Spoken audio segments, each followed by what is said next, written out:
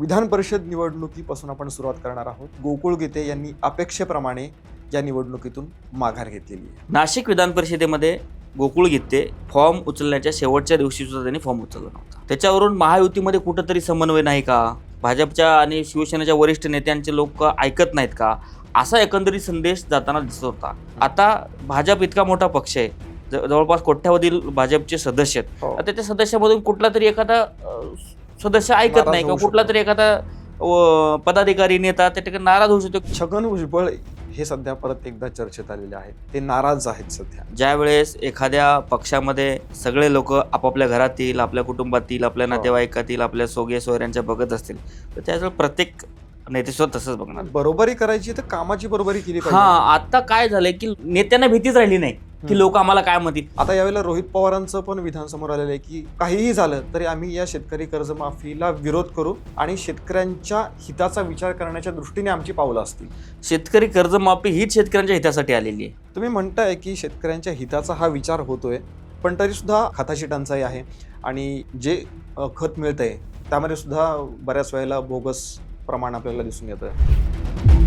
तृणमूल काँग्रेसमध्ये फूट अशी पद्धतीने पडते जी आपल्या शिवसेनेमध्ये पडलेली आधी आणि अर्थातच राष्ट्रवादीमध्ये पडलेली. ज्या वेळेस तृणमूल काँग्रेस बंगाल विधानसभा लढत होती त्यावेळेस काँग्रेसला ते गिनत सुद्धा नव्हते. एकमेकांवर निकाल लागल्यानंतर मग एकमेकांची गरज त्या ठिकाणी त्यांना लक्षात आली. जसं संजय राऊतांनी सांगितले की काँग्रेसमधून वेगळे झालेले लोक पुन्हा काँग्रेसमध्ये गेले पाहिजे. संजय राऊत जातील का काँग्रेसमध्ये भविष्यामध्ये, काय वाटतं?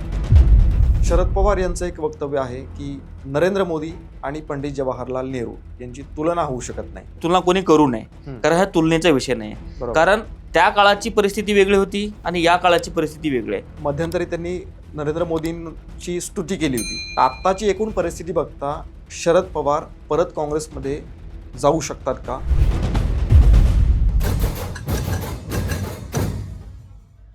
नमस्कार, पॉलिटिकल मूडमध्ये आपल्या सगळ्यांचं स्वागत. या आठवड्यातल्या ट्रेंडिंग राजकीय टॉपिक्सवरती आपण चर्चा करणार आहोत आणि सविस्तर विश्लेषण करणार आहोत. नेहमीप्रमाणे आपल्यासोबत आहेत ॲडव्होकेट आणि राजकीय विश्लेषक शिवाजी जाधव. सर, पुन्हा एकदा स्वागत आहे तुमचं आपल्या या विशेष नमस्कार. कार्यक्रमामध्ये. पहिला प्रश्न, कसा आहे तुमचा मूड एकदम बेस्ट आहे. विधान परिषद निवडणुकीपासून आपण सुरुवात करणार आहोत. ह्या निवडणुकीच्या निमित्ताने जे जे काही राजकारण सुरू आहे मागच्या 15 दिवसापासून, 1 महिन्यापासून, ते आपण बघतो आहोत. आत्ताची लेटेस्ट घडामोड अशी आहे की गोकुळ गीते यांनी अपेक्षेप्रमाणे या निवडणुकीतून माघार घेतलेली आहे. नाही बा, काय होतं की जसं आपण मागच्या वेळेस बोललो की महायुती ही कुठलीही निवडणूक अतिशय नियोजितपणे लढते आणि जिंकत येते. पण नाशिक विधान परिषदेमध्ये गोकुळ गीते फॉर्म उचलण्याच्या शेवटच्या दिवशी सुद्धा त्यांनी फॉर्म उचलला नव्हता. बरोबर. त्याच्यावरून महायुतीमध्ये कुठंतरी समन्वय नाही का, किंवा महायुतीमध्ये कुठंतरी बेबनाव आहे का, किंवा भाजप आणि शिवसेनेमध्ये अंतर्गत संघर्ष अतिशय विकोपाला गेलं का, भाजपच्या आणि शिवसेनेच्या वरिष्ठ नेत्यांचे लोक ऐकत नाहीत का, असा एकंदरीत संदेश जाताना दिसत होता. का तर ऐन वेळेला ज्या दिवशी फॉर्म मागं घ्यायचे होते त्या दिवशी गोकुळ गीते यांनी फॉर्म माघार घ्यायला नकार दिला. शेवटी तिथले गिरीश महाजन, संकटमोचक म्हणून म्हणतात त्यांना, त्यांनी गोकुळ गीते यांना मनवलं. गोकुळ गीते यांचे भाऊ गणेश गीते होते. गणेश गीतेने त्याच्या आधीच ऑलरेडी त्यांनी फॉर्म उचलला होता. गोकुळ गीतेचं म्हणणं होतं की तिथले जे शिवसेनेचे उमेदवार आहेत दराडे यांचं काम व्यवस्थित नाही आहे, किंवा मग ते तिकडं लोकांकडे लक्ष देत नाही, स्थानिक स्वराज्य संस्थांमध्ये त्यांचं काम व्यवस्थित नाही आहे, किंवा मग ते सहज उपलब्ध नसतात. या अनेक कारण ते गोकुळ गीते देत होते, किंवा माझा बाप काढला वगैरे वगैरे तसं सांगत होते. शेवटी महायुतीमध्ये समन्वय दिसला पाहिजे म्हणून गिरीश महाजन, उदय सामंत, दादा भुसे या सगळ्या नेत्यांनी प्रयत्न करून गोकुळ गीते यांना विनवणी केली आणि गोकुळ गीते आता महायुतीच्या उमेदवाराला पाठिंबा देण्याचं त्या ठिकाणी जाहीर केले. यावरून असं होतं की थोड्याफार कुरबुऱ्या होतात. आता भाजप इतका मोठा पक्ष आहे, जवळपास कोट्यावधी भाजपचे सदस्य आहेत. आता त्या सदस्यामधून कुठला तरी एखादा सदस्य ऐकत नाही किंवा कुठला तरी एखादा पदाधिकारी नेता त्या ठिकाणी नाराज होऊ शकतो किंवा त्याला ऐकत नाही. पण त्यालाही ऐकवण्याची क्षमता आता भाजपचे नेते त्या ठिकाणी ठेवतात आणि महायुतीमध्ये आता सगळं सुरळीत आहे आणि येणाऱ्या विधान परिषद निवडणुकीमध्ये महायुतीचा त्या ठिकाणी पगडा अधिकचा त्या ठिकाणी मजबूत आपल्याला दिसतोय. महायुतीमध्ये समन्वय नव्हता पण नंतर तो झाला, पण त्या उलट महाविकास आघाडीमध्ये बऱ्याच प्रमाणामध्ये समन्वयाचा अभाव दिसून आला. तर महाविकास आघाडीमध्ये आता हे रिपीट होईल, पण मागच्या वेळेस सांगितलं की त्यांच्याकडे नंबर्सच नाहीत. नाशिकचं जर उदाहरण घेतलं तर नाशिक तिथे पण नाशिकमध्ये पण तसंच झालं, त्यांच्याकडे पण नंबर्स पण नाही आहेत. जवळपास हे दोन्ही शिवसेना आणि भाजप एकत्र केलं तर तिथं बहुसंख्येपेक्षा अधिक यांच्याकडे मतदार असल्यामुळे त्यांनी तसं महायुतीने फारसा काही प्रयत्न करताना दिसले नाही. महाविकास आघाडीने. छगन भुजबळ हे सध्या परत एकदा चर्चेत आलेले आहेत. ते नाराज आहेत सध्या आपल्या सहकारी पक्षांवरती. त्यांचं म्हणणं असं आहे की त्यांना राज्यसभेवरती जायचं होतं, पण त्या बदल्यामध्ये आपल्या पुतण्याला मंत्रिपद मिळावं अशी त्यांची अपेक्षा होती. ती अपेक्षा काही त्यांची पूर्ण झाली नाही, त्यामुळे आता ते राज्यसभेत पण जाणार नाहीत. तर बघा काय असतं की ज्या वेळेस एखाद्या पक्षामध्ये सगळे लोक आपापल्या घरातील, आपल्या कुटुंबातील, आपल्या नातेवाईकातील, आपल्या सोगे सोयऱ्यांच्या बघत असतील, तर त्यावेळेस प्रत्येक नेतेसुद्धा तसंच बघणार. भुजबळांचं तेच म्हणणं होतं. भुजबळांची तसंच म्हणणं होतं. स्वर्गीय अजितदादांच्या निधनानंतर सुनेत्राताई महाराष्ट्रामध्ये आल्या, उपमुख्यमंत्री झाल्या, म्हणून त्यांना वरच्या राज्यसभेची जागा राजीनामा द्यावा लागला. त्या जागेवरती छगन भुजबळ जाण्यासाठी इच्छुक होते. कारण आपण मागच्या एका एपिसोडमध्ये सुद्धा बोललो की छगन भुजबळ यांना आता राष्ट्रीय राजकारणामध्ये थोडंसं ओबीसीचं वगैरे त्यांना राजकारण करायचं आहे आणि ते इच्छुक होते.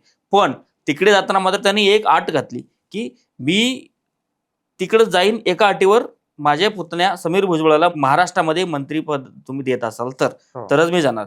तसं काही झालं नाही ना. छगन भुजबळ, काही माध्यमांनी नवनीत राणांचं नाव चालवलं की त्या कदाचित जातील म्हणून, काहींनी छगन भुजबळांचं चालवलं, पण ह्या दोघांच्या ऐवजी प्रफुल्ल पटेल यांचे जवळचे राजेंद्र जैन त्यांना उमेदवारी मिळाली. ते आता राज्यसभेच्या उमेदवार म्हणून त्या ठिकाणी आहेत आणि ते राज्यसभेत आता जातील निवडून.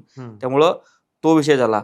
या सगळ्या राजकीय घडामोडीमध्ये छगन भुजबळांचं असं म्हणणं होतं की जर सुनील तटकरे खासदार आहेत, त्यांची मुलगी मंत्री आहे, त्यांचा मुलगा आता आमदार झालाय. उलट त्यांनी उदाहरण देताना एकनाथ शिंदेचं पण उदाहरण दिलं त्यांनी. शिंदे तिकडे उपमुख्यमंत्री आहेत, त्यांचा मुलगा खासदार आहे. तटकरे आणि यांचं दिलं आणि स्वतः त्यांनी सुनेत्रा पवारांचं सुद्धा दिलं की सगळे आपापल्या लेकरा बाळाचं बघतात, तर आपण का नाही बघत. किती राजकारणामध्ये माणसाला आता लोकांना भीतीच राहिली नाही. बरोबरी करायची तर कामाची बरोबरी केली पाहिजे. आता काय झालंय की लोकांना आता नेत्यांना भीतीच राहिली नाही की लोक आम्हाला काय म्हणतील. सरळ सरळ म्हणतात. अगोदर लोक धजावायचे की अरे यार, माझ्या मुलाला, लोकांना अगोदरच्या नेत्यांना भीती वाटायची, मी माझ्या मुलाला पुढं केलं तर लोकांना वाईट वाटेल, माझ्या नंतर माझ्या मुलालाच कसं मी पुढं करू. मग ते हळूहळू बॅकडोरनं कसं तरी आता तर सरळ माध्यमामध्ये येऊन सांगतायत की माझ्या पुतण्याला, माझ्या नातेवाईकाला, माझ्या पुतण्याला तुम्ही मंत्रीपद दिलं तरच मी वरती जाणार. तर नेत्यांनी सुद्धा आता थोडस लोकांचा विचार केला पाहिजे. आपण काय करतोय, करा ना, तुम्ही निवडून जा, तुम्ही लोकांतून या, निवडून या, मग मंत्रीपद घ्या. तुम्ही सरळ सरळ सांगताय की माझ्या पुतण्याला मंत्री करा तरच मी राज्यसभेवर जाणार. ही कुठली भाषा झाली बरं. ह्याच्यावरून असं दिसतंय की तुम्ही बघा, काही दिवसाच्या पूर्वी राष्ट्रवादी काँग्रेसमध्ये अजित पवार गटामध्येच काहीतरी चलबिचल आहे. सुनील तटकरे, प्रफुल्ल पटेल यांना डावललं जातंय. त्यांचं आता पक्षामध्ये काही वर्चस्व राहिलं नाहीये, त्यांच्या पक्षामध्ये आता से राहिलं नाही असं बोललं जात होतं. पण तुम्ही मागच्या 2-3 उमेदवारीवरून तुमच्या लक्षात येऊन जाईल, प्रफुल्ल पटेल यांचे नजीकचे, एकेकाळी त्यांचे स्वीय सहाय्यक राहिलेले राजेंद्र जैन राज्यसभेवर जात आहेत. सुनील तटकरे यांचे चिरंजीव आपल्या विधान परिषदेवर जात आहेत. आणि पार्थ पवार यांचे जवळचे विक्रम काकडे हे विधान परिषद. याच्यावरून असं दिसतंय की प्रत्येकाने आपापल्या पद्धतीनं आपले लोक त्या ठिकाणी बसवलेत. आपापल्या लोकांना त्या ठिकाणी आपापल्या लोकांना त्या ठिकाणी त्यांनी पदं दिलीत, आपापल्या लोकांना उमेदवारी दिली आणि आपापल्या लोकांना शटल केली. त्यामुळं प्रफुल्ल पटेलाची ताकद पक्षात कमी झाली का? नाही झाली. सुनील तटकरेची पक्षामध्ये ताकद कमी झालं का? नाही झाली. मग पार्थ पवारांचे हे लोक ऐकत नाहीत का? असं पण नाही, कारण पार्थ पवारांच्या म्हणण्यावर विक्रम काकडे. त्यामुळे आता राष्ट्रवादी काँग्रेसमध्ये वरिष्ठ नेत्यांना आपापलं त्या ठिकाणी म्हणणं मांडायचं आणि म्हणणं म्हणवून घ्यायचं त्या ठिकाणी अधिकार आहे. आपल्याला त्या ठिकाणी सांगावं लागलं. फक्त छगन भुजबळांचं त्या ठिकाणी मात्र मनासारखे झालेलं नाही. त्यामुळे तटकरे, पटेल आणि पवार यांचं तरी आता राष्ट्रवादी काँग्रेस अजित पवार गटामध्ये चालते असं म्हणावं लागेल. भुजबळांचा नंबर कधी लागेल हे आपल्याला येणाऱ्या काळामध्ये सांगेल. ज्यावेळेला अजित पवार हयात होते त्यावेळेला सुद्धा थोडंसं छगन भुजबळ यांच्याकडे दुर्लक्ष होत होतं असं त्यांचं म्हणणं होतं की त्यांना मंत्रिपद हवं होतं आणि ते त्यांना मिळत नव्हतं. आता सुद्धा तेच होतंय का छगन भुजबळांच्या बाबतीत? नाही बघा, त्यांनी तर सरळ सरळ सांगितलंय की जहा नाही चैना वहा नाही रहना हा शेरो शायरीमध्ये त्यांनी त्यावेळेला खूपच अनेक त्यांचं वेळेस गाजलं होतं. अनेक वेळेस त्यांनी नाराजी त्यांनी व्यक्त केली आणि बरं कितीही वेळ त्यांनी नाचकारी केली, नाराजी व्यक्त जरी केली तरी त्यांना जे मिळायचे ते मिळतं. काही काळ मिळालं नाही पण नंतर त्यांना मिळालं. हो. तर तसं जसं नंतर या काळामध्ये नंतर मिळालं तसं येणाऱ्या काळामध्ये सुद्धा त्यांना मिळेल असे आपण त्यांना त्यांच्या राजकीय अपेक्षा जीवनामध्ये करूया आणि त्यांना शुभेच्छा पण देऊयात आणि शुभेच्छा देऊयात. पण आता हे लोक सगळे मुलांना पुढे करतात ना, त्यामुळे आता शुभेच्छा देताना सुद्धा आपलं विचार विचार करायला लागतो. नाही, खरंय खरंय. शेतकरी कर्जमाफीचा एक विषय आहे. शेतकऱ्यांच्या कर्जमाफीवरून विरोधक आक्रमक आहेत, त्यानंतर शेतकरी नेते आक्रमक आहेत. मागच्या वेळेला आपण चर्चा पण केली होती मागच्या एपिसोडमध्ये. आता यावेळेला रोहित पवारांचं पण विधान समोर आलेलं आहे की काहीही झालं तरी आम्ही या शेतकरी कर्जमाफीला विरोध करू आणि शेतकऱ्यांच्या हिताचा विचार करण्याच्या दृष्टीने आमची पावलं असतील. शेतकरी कर्जमाफी हीच शेतकऱ्यांच्या हितासाठी आलेली आहे. पण त्यांचं म्हणणं आहे की ती प्रॉपर त्यांना मिळत नाहीये. नाही तर आता सुरुवात तरी कुठं झाली आहे, मिळालेली आहे. त्याच्यामध्ये सुधारणा पण झालेली आहे. 2014च्या आणि 19च्या पूर्वी ज्या ज्या शेतकऱ्यांना मिळालेली नाहीये त्यांना सुद्धा अजून देणार आहे. त्यामुळे आता रोहित पवारांनी काय म्हटलं, रोहित पवारांना आता ते प्रत्येक राजकीय घडामोडींवरती कॉमेंट्स द्यायची आणि माध्यमामध्ये राहायचं हे त्यांना आता ते सवय लागलेली आहे आणि ते देत असतात तशा पद्धतीने उत्तर. त्यांचा वर्धापन दिन झाला तर त्या कार्यक्रमामध्ये त्यांनी हे सगळं हा वर्धापन दिनाने आता बोलायचं काय, त्यांच्याकडे विषय कुठले आहेत, त्याच्यावर आता शेतकऱ्याचा विषय निवडावा. मग त्यांनी शेतकऱ्याच्या विषयी बोललं. आता सरकारने जाहीर केलेली जी योजना ती आधी अंमलात तर होऊ द्या, त्याचे नोटिफिकेशन निघू द्या, त्याच्या अंमलबजावणी होऊ द्या, त्याचे खालच्या बँकांना वगैरे निर्देश जाऊ द्या ना, सगळी प्रक्रिया तर पार होऊ दे, पडू द्या. त्याच्यानंतर तुम्ही त्याला नाव ठेवा ना, यांना मिळत नाही त्यांना मिळत नाहीये. आणि मागच्या वेळेस तर मी सांगितलंच आहे JR मध्ये काय आलेलं आहे, कोणाला मिळणार आहे कोणाला नाही मिळणार आहे. सगळ्यांना सरसकट तर देता येणार नाही. बरोबर. त्यामुळे ज्या शेतकऱ्यांना गरज आहे त्या शेतकऱ्यांना त्या ठिकाणी कर्जमाफी होताना आपल्याला दिसणार आहे. तुम्ही म्हणताय की शेतकऱ्यांच्या हिताचा हा विचार होतोय, पण तरी सुद्धा आपण आता बातम्यांमध्ये सुद्धा बघतो की बऱ्याच ठिकाणी खताची टंचाई आहे आणि युरिया किंवा इतर ज्या काही गोष्टी असतात शेतीसाठी आवश्यक असलेल्या त्यासाठी शेतकऱ्यांची दैना होतीये, त्यांना लाईनमध्ये उभं राहायला लागतं. नाही बघा, हे शेतकऱ्यांसोबत असं व्हायला नाही पाहिजे, या मताशी मी सहमत आहे. पण आता काय झालं की दरवेळेस काय होतं की लोक आधी घेऊन ठेवायचे, यावेळी त्यांना अगोदर घेऊन ठेवता आलं नाही का, तर ते आखाती देशांमध्ये जी काही युद्धजन्य परिस्थिती आहे ना, त्यामुळं अगोदर खताचा साठा भारतामध्ये येऊ शकला नाही. त्यामुळे शेतकरी अगोदर घेऊन आपल्याकडे ठेवू शकला नाही. आता ऐन पेरणीच्या मोसमामध्ये प्रत्येकाची त्या ठिकाणी मागणी वाढल्यामुळे, साठा कमी असल्यामुळे तसं तर आपल्याला दिसतं. पण सरकारने या गोष्टीचे अगोदर नियोजन करून ठेवायला पाहिजे होतं. जरी पंतप्रधानांनी जरी सांगितलं असेल की खतं कमी वापरा, तर शेतकरी सोडणार आहे का खतं वापरायचं?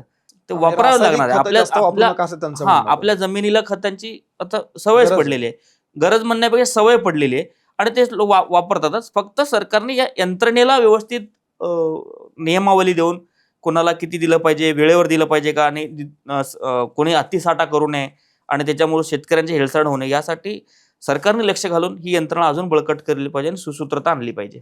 बोगस बियाण्यांचा सुद्धा एक विषय मध्येच येत असतो की एकतर शेतकऱ्यांना एकतर टंचाई आहेच आहे आणि त्यात परत जे खत मिळतंय त्यामध्ये सुद्धा बऱ्याच वेळेला बोगस प्रमाण आपल्याला दिसून येतं त्याचं. तर बऱ्याच वेळेस इथे बोगसच्या गोष्टी येतात, पण आता हा प्रमाण अफेक्ट होणारा प्रमाण थोडंसं कमी वर्ग असतो. पण मी म्हणतो की असूच नाही, म्हणजे बोगस राहूच नाही. ही पण आता सगळ्या गोष्टी यंत्रणेच आहेत ना. आता प्रत्येक तपासणी करणारा अधिकारी असतो, सरकारी अधिकारी असतो, बियाणे खरे नाहीये, खोटे, चांगले आहेत वगैरे. मग त्यांनी तो सर्टिफिकेशन देताना त्यांनी व्यवस्थित तपासला पाहिजे, जेणेकरून बाहेर मार्केटमध्ये चुकीचा बियाणं किंवा बोगस बियाणे आले नाही पाहिजे आणि शेतकऱ्यांचं त्याला नुकसान नाही झालं पाहिजे. यासाठी या सगळ्या गोष्टी येऊन सरकारने यंत्रणा बळकटीकरणावर आणि ह्या सगळ्या गोष्टीवर सुसूत्रता आणण्यासाठी सरकारने प्रयत्न केले पाहिजे आणि असलेल्या सगळ्या नियमावलीचं काटेकोरपणे पालन होतो का नाही हे बघायचं आणि जे काटेकोरपणे पालन करत नाही त्यांच्यावर कठोर कारवाई केली पाहिजे. बरोबर. शेतकऱ्यांना केंद्रस्थानी ठेवून सरकारने आपल्या कार्यपद्धतीमध्ये किंवा आपल्या धोरणांमध्ये बदल करणं आवश्यक आहे. राज ठाकरे यांचा वाढदिवस आणि त्यानिमित्ताने त्यांनी एक आवाहन केलेलं आहे. नेहमीप्रमाणे जे नेते असतात ते आवाहन करत असतात की वाढदिवस साधेपणाने साजरा करा किंवा होर्डिंग्स वगैरे लावू नका, मिठाई आणू नका. तसंच आवाहन राज ठाकरे यांनी सुद्धा केलेलं आहे. पण त्यांनी यावेळेला एक थोडंसं एक पठडीच्या बाहेर किंवा एक चांगला विचार म्हणूया त्यांनी एक असं आवाहन केलंय की झाडं लावा तुम्ही. हे आवाहन केले. या निमित्ताने तुम्हाला काय सांगायचं? ना बा, आता राज ठाकरे हे सतत सामाजिक विषयांवरती भाषा करतात, राजकीय विषयावरती बोलतात आणि चांगले उपक्रम ते देत सुद्धा असतात. हो. त्या वाढदिवसानिमित्त त्यांनी झाडं लावा बोलले, तर झाडं लावणं चांगली गोष्ट आहे. हम्म. प्रत्येक कार्यकर्त्याने, इव्हन मनसेच्या सगळ्या कार्यकर्त्यांनी तरी झाडं लावले, हम्म. तरी राज ठाकरेंच्या आव्हानाला त्या ठिकाणी प्रतिसाद देऊन त्यांनी सार्थक केलं असं आपल्याला म्हणावं लागेल. हम्म. आणि झाडं मनसेनीच का, सगळ्यांनीच लावलं पाहिजे ना. हो. तुम्ही आम्ही सगळ्यांनी जरी हो. जितक्या मोठ्या प्रमाणात आपण वृक्षारोपण करू, तेवढ्या मोठ्या प्रमाणामध्ये आपल्याला या ठिकाणी आपल्या सर्वांसाठी चांगलं वातावरण असणार आहे. बरं, हे झाडं लावण्याचे काय आता फक्त राज ठाकरे एकटंच म्हणतात, बहुतांश नेते म्हणत आलेत. नरेंद्र मोदी यांनी पण भाजपच्या सगळ्या लोकांना कार्यक्रम दिलेला आहे झाडं लावायचं. प्रत्येक लोक झाड लावतात. जागतिक पर्यावरण दिनानिमित्त भाजपच्या प्रत्येक नेत्यांनी, कार्यकर्त्यांनी, समर्थकांनी झाडं लावलेली आहेत. आता फक्त झाडं लावून मोकळं बसण्यापेक्षा झाडांचं संवर्धन आणि झाडांची वाढ कशी झाली पाहिजे, झाडाला मोठं कसं केलं पाहिजे, याच्यासाठी पण त्या ठिकाणी नेत्यांनी हे की सांगितलं पाहिजे की तुम्ही झाडं लावू नका, फक्त झाडं मोठं करायची पण जबाबदारी घ्या. तुम्ही 10 झाडं लावून त्याच्याकडे दुर्लक्ष करण्यापेक्षा एकच लावा आणि त्याची नाही, तेच संगोपन होतंय करा. की झाडं लावली जातात बऱ्याच वेळेला, वाढदिवसाच्या निमित्ताने असेल किंवा काही ठिकाणी वृक्षतोड केली म्हणून मग काही ठिकाणी झाडं लावली जातात, पण ती झाडे जगत नाहीत. त्याच्यावरती काय तरी नाही, पण झाडं उपाय नको का व्हायला? प्रभावी असा. झाडं जगवणं हा आपला एक काम समजलं पाहिजे. त्याला झाडं जगवणं एक टास्क समजलं पाहिजे. त्या टास्क समजून त्याला काम केलं पाहिजे. फक्त झाड लावायचं, झाड लावताना फोटो काढायचा, समाज माध्यमावर पोस्ट करायचा, आज जागतिक पर्यावरण दिनानिमित्त किंवा माननीय राजसाहेब ठाकरे यांनी आम्हाला आवाहन केल्याप्रमाणे आम्ही झाडं लावलेली आहेत आणि माननीय राजसाहेब ठाकरे आपल्याला वाढदिवसाच्या शुभेच्छा किंवा मग जागतिक पर्यावरण दिनाच्या आपल्या सर्वांना शुभेच्छा असं न म्हणण्यापूर्वी, असं केवळ म्हणून चालणार नाही. तर झाड लावून ते संगोपन केलं पाहिजे, त्याला काम केलं पाहिजे. जसं आपण दैनंदिन जीवनामध्ये एखादं काम हातात घेतल्यानंतर ते पूर्ण केल्याशिवाय त्याचं थांबत नाही, तसंच झाड वाढवून त्याचं संगोपन केल्याशिवाय थांबायचं नाही. हे प्रत्येकाची जबाबदारी. एकट्याची भाजप समर्थक किंवा राज ठाकरेचे समर्थक अशी ही गोष्ट नाही, प्रत्येकाची ही गोष्ट आहे. यावेळेला पर्जन्यमान सुद्धा कमी सांगितलेलं आहे आणि एकतर पाण्याची टंचाई आत्ताच मराठवाड्यामध्ये खूप भीषण पाणी टंचाई आहे आणि त्यामध्ये जर अशी वृक्षतोड होणार असेल तर पाण्याचा अजूनच टंचाईचा प्रश्न निर्माण होऊ शकतो. ह्या आपल्या पर्यावरणासाठी अतिशय काय म्हणू आपण, गरजेचे ही वृक्षारोपण आहे. वृक्षारोपण केलं पाहिजे. जसं तुम्ही पर्जन्यमानचं या ठिकाणी थोडं कमी असल्याचं सांगितलं, मुख्यमंत्र्यांनी सुद्धा CM वरून त्यांच्या समाज माध्यमावर त्यांनी पोस्ट केले की शेतकऱ्यांनी पेरण्याची घाई करू नये, कारण पावसाचा अंदाज यावेळी थोडासा कमी आहे किंवा मग तो वेळ 15 तारखेच्या अगोदर येण्याची शक्यता कमी आहे. नरेंद्र मोदी आपले पंतप्रधान, त्यांनी नुकतंच पंडित जवाहरलाल नेहरू यांचा सलग 12 वर्ष पंतप्रधानपदी राहण्याचा जो काही विक्रम आहे किंवा कार्यकाळ आहे तो त्याच्याशी बरोबरी केलेली आहे. तर आता सध्या राजकारण यावरून तापलंय की नरेंद्र मोदींची तुलना ही पंडित जवाहरलाल नेहरू यांच्याशी होतीये आणि त्यावरून मग विरोधकांची टीका आहेच आहे.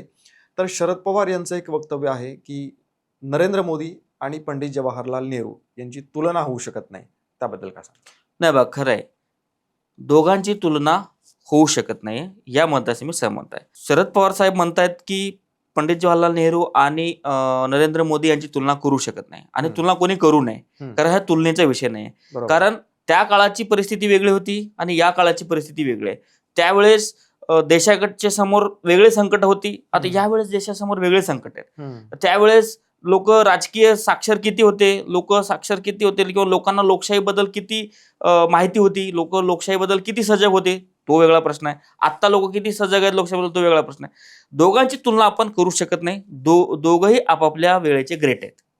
जर आपण तुलना जर करायची झाली तर मोदींनी काय केलं हे जर आपल्याला बघायचं झालं तर त्यांनी 2014च्या पूर्वी देशभरामध्ये नॅशनल हायवे 91,287 किलोमीटर होते आणि आता ती 1,46,572 किलोमीटरचे रस्ते आहेत. रोज जवळपास 34 किलोमीटरचा नॅशनल हायवे आपण देशभरामध्ये तयार होताना बघतोय. तुम्ही बघा, तुम्ही कुठेही आपण महाराष्ट्राचं उदाहरण घेऊ, मराठवाड्यात गेलं काय कुठल्याही भागात गेलं तर रस्ते मात्र सुधारलेत.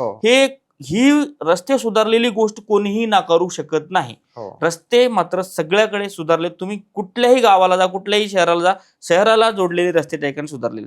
परत दुसरं त्याने आपल्याला बघायचं झालं 2014च्या पूर्वी संपूर्ण देशभरामध्ये मेट्रोचं नेटवर्क होतं 248 किलोमीटर आणि आता वाढलेलं जवळपास 1,095 किलोमीटरचा ऑपरेशनल मेट्रो नेटवर्क आहे. हे प्रगती सुरू आहे, म्हणजे ऑपरेशनल आता सुरू आहे. ही तर प्रगतीच नाही, ह्याला तर आपल्याला नाकारता येत नाही. त्याच्यानंतर आपण जर बघायला गेलं तर आपला GDP 2014च्या पूर्वी किती होता? $2.04 ट्रिलियन होता. आणि आत्ताचं आपलं जीडीपी आहे नॉमिनल $4.15 ट्रिलियन. हे पण याच्यामध्ये वाढ झालेली आहे. त्याच्या आपल्याला अजून बघायला झालं तर पर कॅपिटा इन्कम जर आपल्याला बघायला झालं 2014ला किती होतं, 86,647 रुपये आणि आता 2.4 लाख रुपये एवढं आहे. म्हणजे फक्त विरोध म्हणून विरोध नाही करायचा. ज्या गोष्टी चांगल्या झाल्यात त्या गोष्टी आपण चांगल्या सांगायलाही काही आपण मागं पुढे बघायची हे नाहीये. आणि उलट 2014च्या पूर्वी 74 एअरपोर्ट हे ऑपरेशनल होते, आता 160 एअरपोर्ट आहेत. हे आपल्या आरोग्य विभागामध्ये सुद्धा आपण सुधारणा झालेले आपल्याला दिसतात. सुरुवातीला 2014-15चा आरोग्य विभागामध्ये बजेट किती होता, 30,645 लाखाचं बजेट होतं. ठीक आहे. आणि आता 25-26 मध्ये 1.06 लाख करोड त्या ठिकाणी बजेट आहे. त्याच्यामध्ये सुधारणा झालेली आहे. एमबीबीएसच्या सीट 2014ला किती होत्या, 51,348 सीट्स होत्या आणि आता किती आहेत, 1,29,000 सीट्स आहेत. त्यामुळे असं नाही की बाबा प्रगती झाली नाही किंवा मग काहीच होत नाही, जे दिसतंय आणि हे फक्त मी प्रातिनिधिक स्वरूपामध्ये मांडतोय. 2014च्या पूर्वी एम्स किती होत्या, 7 होत्या, आता 23 झाली.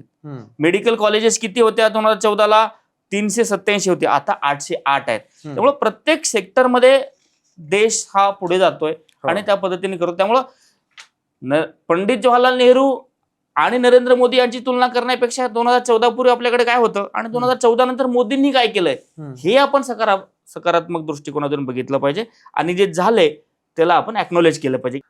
आता एक सध्या मुद्दा अजून एक सध्या सुरू आहे, तो म्हणजे तृणमूल काँग्रेसचा.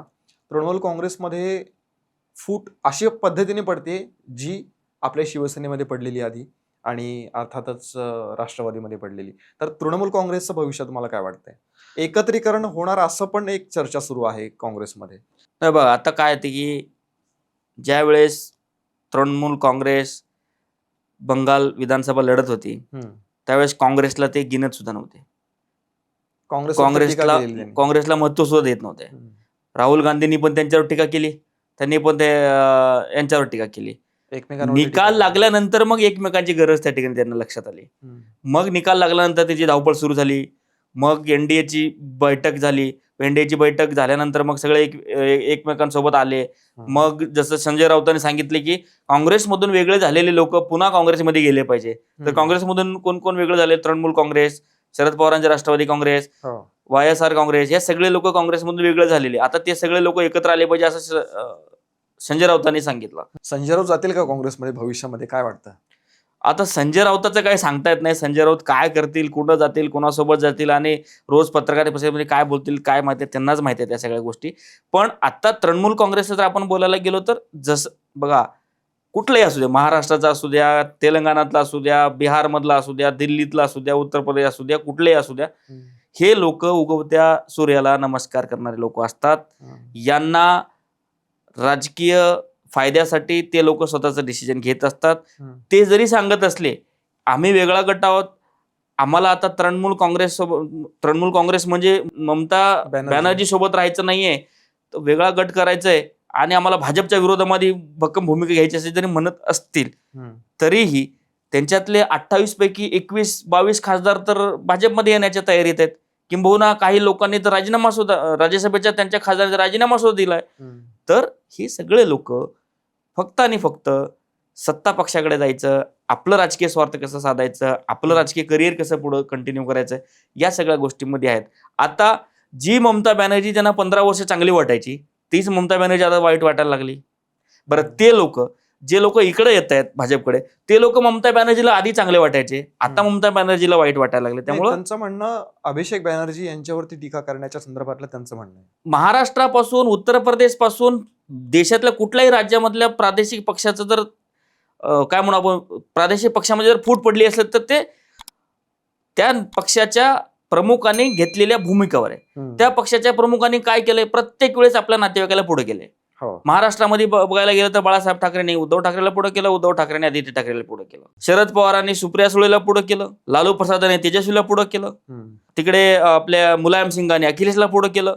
तर आता तसंच ममता बॅनर्जींनी अभिषेक बॅनर्जीला पुढे केलं. मग कार्यकर्ते काय वर्षानुवर्ष नेत्यांचे झेंडे वाहायचे का, किंवा नेत्यांचे मागे फक्त घोषणा द्यायचे का, त्यांना महत्वाची जबाबदारी कधी मिळेल, ते निर्णय प्रक्रियेमध्ये कधी सामील होते, या कारणामुळे. बरं, हा एकमेव कारण नसतो ना, हा एक कारण झाला. उलट दुसरं कारण त्यांचं राजकीय भविष्य त्यांना सुरक्षित करून घ्यायचं असतो. आता सध्या देशभरामध्ये सगळ्यात मजबूत आणि सत्तेमध्ये कोण आहे तर भाजप आहे. भाजपच्या सोबत जा, एकतर भाजपला तिकडचा मतदार त्यांच्या निमित्ताने मिळेल आणि त्यांचं राजकीय भविष्य पण सुरक्षित होईल. त्यामुळं जसं शिवसेनेचं झालं, जसं राष्ट्रवादीचं झालं, तसं आता तृणमूलचं पण होताना दिसतंय. पण या निमित्ताने मला हे विचारायचं आहे की जसं तृणमूल काँग्रेस भाजपमध्ये विलीन होण्याचे चान्सेस आहेत किंवा भविष्यामध्ये काहीही होऊ शकतं, काहीही घडू शकतं, तर शरद पवारांच्या ह्यांनी मला अँगलनी विचारायचं आहे की शरद पवार भविष्यामध्ये काय करू शकतात, कारण त्यांचा मूळ काँग्रेसच आहे, म्हणजे त्यांचं मूळ जे आहे ते काँग्रेस आहे. ते आधी काँग्रेसमध्येच होते, मग 99ला त्यांनी वेगळा पक्ष स्थापन केला. तर आत्ताची एकूण परिस्थिती बघता शरद पवार परत काँग्रेसमध्ये जाऊ शकतात का किंवा आपला पक्ष विलीन करू शकतात का? हे बघा, हे खूप आधी मी लिहिलं होतं की महाराष्ट्र काँग्रेसला नेत्याची गरज आहे आणि शरद पवारांना कार्यकर्ते आणि पदाधिकारी आणि समर्थकांची गरज आहे. तर त्यांना नेता मिळाला असता, यांना कार्यकर्ते, स्थानिक नेटवर्क सगळं मिळालं असतं. म्हणून मी खूप दिवसापूर्वी सांगितलं होतं की पण आत्ताची परिस्थितीमध्ये बघताना आपण आता शरद पवार साहेबांचं वय झालंय हे पण म्हणू शकत नाही. कारण काल त्यांचं जे राष्ट्रवादी काँग्रेस पक्षाचं वर्धापन दिन होतं, वर्धापन दिनाच्या त्या कार्यक्रमाला शरद पवार साहेब त्या स्टेजवर बसलेत. कोणीतरी त्यांच्या मागून पायाचा फोटो काढलाय. पाय सुजलेले आहेत शरद पवार साहेबांचे, पायाला दुखापत झालेली आहे, तरी तो माणूस त्या वयामध्ये येऊन स्टेजवर बसतोय, ऐकतोय, कार्यकर्त्यांना, नेत्यांना त्या ठिकाणी प्रोत्साहन देतोय. म्हणजे ह्याच्यावरून असं दुर्दम्य इच्छाशक्ती आहे. म्हणजे शरद पवार साहेब या वयामध्ये जर ते इतकी सगळी राजकीय इच्छाशक्ती घेऊन आपल्या कार्यकर्त्यांना, आपल्या नेत्यांना प्रोत्साहन मिळावं म्हणून येतात, कार्यक्रमामध्ये भाषण करतात आणि किती म्हणजे कमालीची गोष्ट आहे, प्रेरणादायी गोष्ट आहे. बरं, आता ह्याला आपण निगेटिव्हली बी जर घेतलं तर शरद पवारांना असं वाटतं की माझ्याशिवाय पर्यायच नाही, असं पण वाटू शकतो. पण त्यांची जी इच्छाशक्ती आहे त्याच्यावर असं वाटतं की आपण त्यांना आता लगेच त्यांचं वय झालं म्हणून त्याला डिस्कार्ड करायला आता आपल्याला स्कोप नाहीये. कारण त्यांनी त्या कार्यक्रमामध्ये येऊन दुखापतीनुसार पाय सुजलेला असताना येऊन भाषण देऊन कार्यकर्त्यांना प्रोत्साहित करून त्यांनी दाखवून दिले की नाही, मी अजून संपलेलो नाही, माझ्यामध्ये राजकीय इच्छाशक्ती आहे आणि मी इथनं पुढं जोपर्यंत माझ्या हातपाय चालते तोपर्यंत मी राजकारण करेन, असं त्यांनी दाखवून दिलेलं आहे. तसंच जर आता स्वतः ह्या वयामध्ये ह्या परिस्थितीमध्ये जर येऊन ते कार्यकर्त्यांना मार्गदर्शन करू शकतात, तर ते काँग्रेसमध्ये जाऊन पुन्हा कडबोळ करून घेऊ शकणार नाहीये. जर ते काँग्रेसमध्ये गेले तर त्यांच्या आयडेंटिटी नाही राहणार. काँग्रेस आता सध्या गांधी घराण्याकडे आहे, काँग्रेसचं सगळं से आता गांधीकडे. शरद पवारांच्या म्हणण्याला किती महत्व राहील? नाही, पण सुप्रिया सुळेंचं भविष्य वगैरे ते सगळं बघता, सुप्रिया सुळेंचं भविष्य काँग्रेसमध्ये जाऊन चांगलं आहे का भाजपसोबत येऊन चांगलं आहे? त्यांचं भविष्य तर भाजपसोबत येऊन चांगलं आहे ना. मग शरद पवारांची हीच भूमिका लक्षात येत नाही की आता मध्यंतरी त्यांनी नरेंद्र मोदींची स्तुती केली होती, आता कालच्या त्यांच्या भाषणामध्ये त्यांनी एक प्रकारे टीकाच केली की नेहरूंची आणि मोदींची तुलना करू नका. दोन्ही गोष्टी प्रासंगिक आहेत. त्यावेळेस काय होतं, पंतप्रधान मोदींच्या बाहेरच्या परराष्ट्र नीतीवरती टीका करू नका, ते ज्या वेळेस बाहेर देशात जातात तिथं जाऊन त्यांच्यावरती टीका करू नका, किंवा मग तुम्ही बाहेर जाऊन आपल्या देशावरती टीका करू नका, असा तो विषय होता. यावेळेस काय होतं, हेच आपण बोललो ना की दोघांची तुलना करू नका. तीच भूमिका त्या ठिकाणी शरद पवारांनी व्यक्त केली. त्यामुळं कोड्यामध्ये जरी त्यांनी बोलले असले तरी त्यांची भूमिका असते की आपण सत्तेच्या आजूबाजूला राहायला पाहिजे, आपली विचारधारा पण कुठं दूर नाही गेली पाहिजे. ते सर्वात बॅलन्सिंग नेतृत्व जर आपण म्हणायला गेलं तर शरद पवार आहेत. त्यामुळे काँग्रेसमध्ये जाऊन त्यांच्या वेगळ्या आयडेंटिटीला संपवण्यापेक्षा ते इथंच एकटेच राहून स्वतंत्र राहून ते त्यांची आयडेंटिटी जपतील, असा प्रश्न आहे. त्याच्यानंतर काय होईल आपल्याला सांगता येणार नाही. इंडिया आघाडीची एक बैठक झाली 8 जूनला आणि ही बैठक गाजली ती या कारणासाठी की त्यांनी सरकारवरती टीका करण्याच्या ऐवजी एकमेकांवरती जास्त टीका करण्यामध्ये त्यांना इंटरेस्ट होता असं जाणवलं. इतर इंडिया आघाडीच्या बैठकांपेक्षा मला ही थोडीशी त्या ठिकाणी त्यांच्या दृष्टीने सकारात्मक दिसली. कारण आता एकमेकांची गरज असल्यामुळे त्या ठिकाणी ती भावना निर्माण झाली. त्यांच्यामध्ये मिसिंग गोष्ट होती तामिळनाडू मधला डीएमके, आप आणि डीएमके नव्हतं. फक्त तृणमूल काँग्रेसला आता सध्या खूप गरज आहे सपोर्टची, खांद्याची गरज आहे. ज्यांच्या खांद्यावर ते डोकं ठेवून रडू शकतात, आता ते खांदं काँग्रेस आहे. आणि उद्धव ठाकरेंनी सर्वात महत्वाची त्या ठिकाणी भूमिका मांडली की बाबा आपल्याला जर भाजपला हरवायचं असेल तर आपला कोणीतरी एक चेहरा करावा लागेल. आता चेहरा करावा लागेल हा म्हटल्यानंतर मग आता त्यांच्यामध्ये मतभेद सुरू होणार येणाऱ्या काळामध्ये. आता चेहऱ्यावर किती त्यांचं एकमत होईल, कुठल्या चेहऱ्यावर एकमत होईल ही त्यांची पुढची दिशा दर्शवेल. पण आत्ताची इंडिया आघाडी, आत्ताची ह्या परिस्थिती थोडीशी मला एकसंघ वाटते, कारण प्रत्येकाला एकमेकाची गरज आहे. प्रत्येकाचे पक्ष फुटतायत, भाजप मजबूत होतोय, प्रत्येक राज्यामध्ये भाजप मजबूत होतोय. पश्चिम बंगालमध्ये 15 वर्षाच्या नंतर भाजप ज्या पद्धतीने त्या ठिकाणी ग्रीप धरले, तसं आता वाटतं की देशभरामध्ये भाजपला पसरवण्यासाठी कोणी रोखू शकत नाही. म्हणून हे लोक एकत्र आलेत केवळ आणि केवळ भाजपला रोखण्यासाठी. आणि हे लोक एकत्र आले तरच भाजपला कदाचित थोडाफार त्या ठिकाणी सेटबॅक बसू शकतो.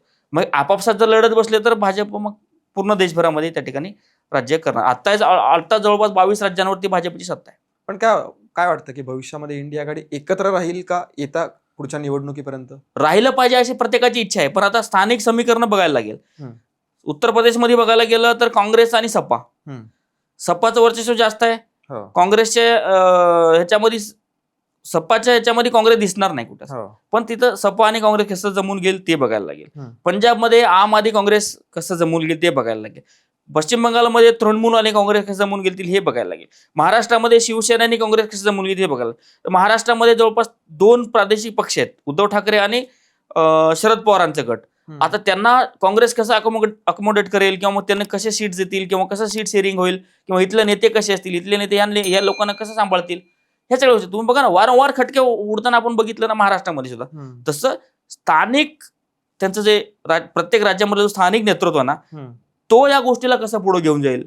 क्षणिक राजकीय सुखापेक्षा त्यांनी चिरकालीन विचार केला पाहिजे. पुढच्या राजकीय दूरदृष्टीने विचार करून त्यांनी राजकीय पाऊल उचललं पाहिजे, निर्णय घेतले पाहिजे, त्या पद्धतीने त्याच्यावर त्यांनी काम केलं पाहिजे. प्रश्न ऍक्च्युअली नेतृत्वाचा आहे की नेतृत्व कोणी करायचं. प्रत्येकाला असं वाटतं की आपणच नेतृत्व केलं पाहिजे. ममता बॅनर्जींना वाटतं, इकडे अरविंद केजरीवालांना वाटतं, अखिलेश यादवांना वाटतं, DMKचे जे आपले स्टॅलिन आहेत त्यांना, म्हणजे प्रत्येकाची अशी एक महत्वाकांक्षा आहे.